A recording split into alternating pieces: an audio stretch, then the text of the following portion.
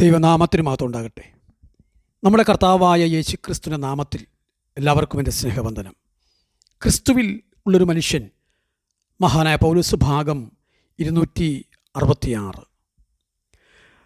നിര്യാണകാലം സമാഗതമായി എന്ന് മനസ്സിലാക്കിയ പൗലോസ് ഇതിൽ തെല്ലും നിരാശനാകാതെ തിമോത്തിയോസിനോട് ഒരു മാതൃക സുവിശേഷകൻ്റെ പ്രവൃത്തി ചെയ്യുവാൻ പ്രബോധിപ്പിക്കുകയാണ്. തുടർന്ന് ഈ ലേഖനത്തിൽ വേർപാടിൻ്റെ അനേക ഘട്ടങ്ങൾ അടങ്ങിയിരിക്കുന്നു. പൗലോസ് കാരാഗ്രഹത്തിൽ കിടന്നുകൊണ്ട് എഴുതുന്ന ഈ അന്ത്യലേഖനത്തിൽ നിരാശയുടേതല്ല, ധൈര്യത്തിൻ്റെയും സന്തോഷത്തിൻ്റെയും ധ്വനിയാണ് മുഴങ്ങുന്നത്.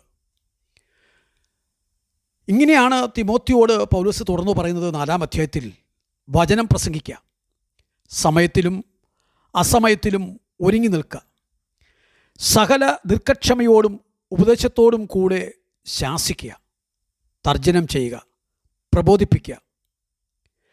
ഈ നിലയിൽ സമയത്തിലും അസമയത്തിലും ഒരുങ്ങി നിൽക്കുക എന്ന് പറയുമ്പോൾ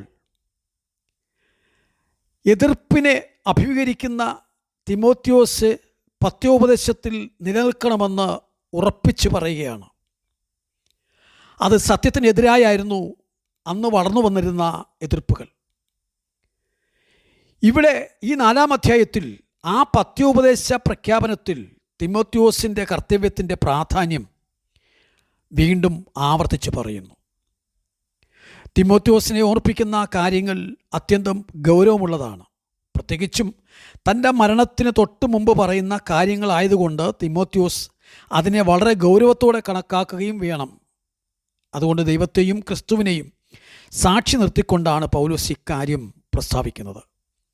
പൗലോസിൻ്റെ ഈ ആജ്ഞ അംഗീകരിച്ച് പ്രവർത്തിച്ചു കൊള്ളാമെന്ന് തിമോത്തിയോസിനെ കൊണ്ട് പ്രതിജ്ഞ ചെയ്യിക്കുന്നത് പോലെയാണ് പൗലോസ് ഈ പ്രസ്താവന നടത്തിയിരിക്കുന്നത്. തുടർന്ന് ഊർജ്ജസ്വലതയുള്ള 5 കൽപ്പനകളാണ് പൗലോസ് തിമോത്തിക്ക് നൽകുന്നത്. അവയിൽ അതിപ്രധാനമായിട്ടുള്ളത് വചനഘോഷണത്തിന് ആയിട്ട് സദാസമയവും ഒരുങ്ങിയിരിക്കണം എന്നാണ്. അതായത് എവിടെയെങ്കിലും വെച്ച് സുവിശേഷ സന്ദേശത്തിന് ഒരു അവസരമുണ്ടായാൽ ഞാൻ പ്രസംഗിക്കുവാൻ ഒരുങ്ങിയല്ല വന്നിരിക്കുന്നതെന്ന് ഒരു ശുശ്രൂഷകൻ ഒരിക്കലും പറയുവാൻ പാടില്ല എന്നത്രേ. ആകയാൽ സകലത്തിലും നിർമ്മതൻ ആയിരിക്കുക. ഇവിടെ തിമോത്തിയോസിന് പൗലോസ് നൽകുന്ന നിർദ്ദേശങ്ങൾ ഒരു വിടവാങ്ങൽ സന്ദേശമായി കണക്കാക്കാം. അതിൻ്റെ കാരണം തൻ്റെ വധശിക്ഷ ആസന്നമായിരിക്കുന്നു എന്ന് പൗലോസിന് അറിയാമായിരുന്നു. ഇനി എന്നെങ്കിലും തൻ്റെ അരുമശിക്ഷനെ കാണുവാൻ കഴിയുമോ എന്ന് അപ്പോസ്തലന് നിശ്ചയമില്ല. അതുകൊണ്ട് വളരെ ജാഗ്രതയോടെ ക്രിസ്തുവിനെ പ്രസംഗിക്കുവാൻ തിമോത്തിയോസിനെ പൗലോസ് പ്രബോധിപ്പിക്കുന്നു. ലോകത്തിലെ ഭൂരിപക്ഷം മനുഷ്യർക്കും പത്യോപദേശം ശ്രദ്ധിക്കുന്നതിലല്ല, കർണരസമായ കെട്ടുകഥകൾ കേൾക്കുന്നതിലാണ് താല്പര്യമെന്ന് പൗലോസ് ഇവിടെ പറയുന്നു. നിർമ്മതനായിരിക്കുക, അല്ലെങ്കിൽ അചഞ്ചലനായിരിക്കുക.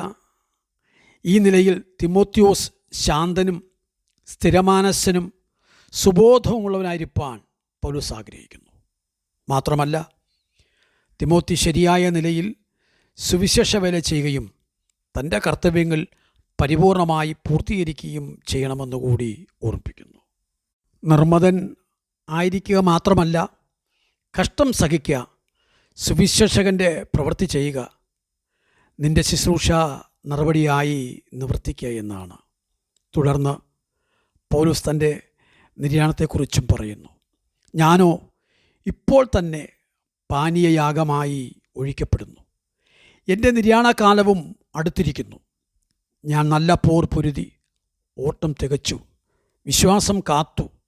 ഇനി നീതിയുടെ കിരീടം എനിക്കായി വച്ചിരിക്കുന്നു.